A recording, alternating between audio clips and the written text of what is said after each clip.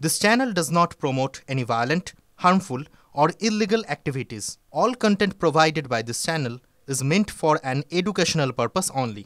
Top quality और consistent performance के लिए सिर्फ सिल्वर पंप नाम याद रखना।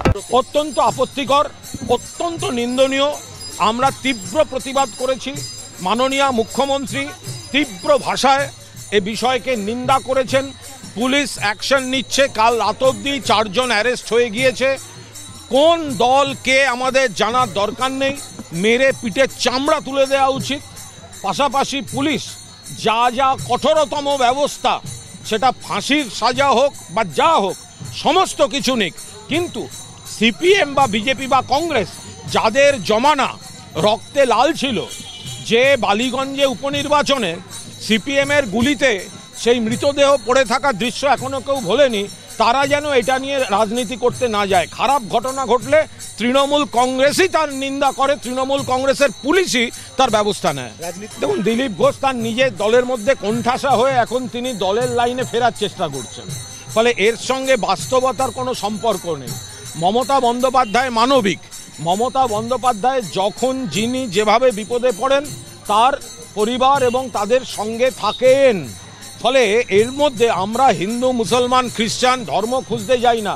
ধর্ম খোঁজাটা বিজেপির কাজ। ওরা উন্নয়ন দেখে না, ওরা ধর্ম খুঁজতে যায়। আর আমরা মনে করি কন্যাশ্রী থেকে লক্ষ্মীর ভাণ্ডার, স্বাস্থ্যসাথী থেকে 50টা, 60টা, 70টা যত সামাজিক সুরক্ষা স্কিম আছে, সব ধর্মের জন্য, সব বর্ণের জন্য, সব দলের জন্য। সেই কারণেই তৃণমূল কংগ্রেসের ভোট বাড়ছে, কারণ মানুষ তৃণমূলের দিকে থাকছেন। আর বিজেপি এইসব কথা বলার জন্য ওদের ভোট রোজ কমছে। মীনাক্ষী মুখোপাধ্যায়ের, তিনি কি জানেন গড়িয়াহাটে যখন বালিগঞ্জ উপনির্বাচন, তখন তাদের গুলিতে কিভাবে নিরীহ কর্মীর বডি পড়েছিল রাস্তার উপর? সেটা বাই ইলেকশন ছিল। মীনাক্ষী মুখোপাধ্যায় জানেন যে ওনার এক জেঠুর নাম রবীন্দ্র দেব থেকে সেদিন থেকে রিগিং দেব হয়ে গেছিল। আগে গিয়ে রবীন্দ্র দেবকে জিজ্ঞেস করুন, জেঠু জেঠু তুমি রিগিং দেব কবে থেকে হলে? তারপর এসব নিয়ে যেন কথা বলতে আসছে।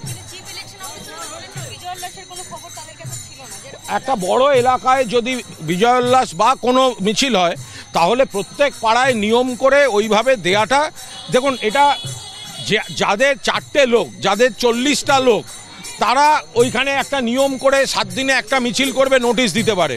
যাদের গোটা এলাকাটাই যাদের পরিবার, তো তারা যদি আনন্দে আচমকা নাবে, আমরা তো শুধু বলছি এটা দেখতে হবে যারাই করে থাকুক, যদি মিছিল থেকে কেউ অসভ্যতা করে থাকে শাস্তি হোক।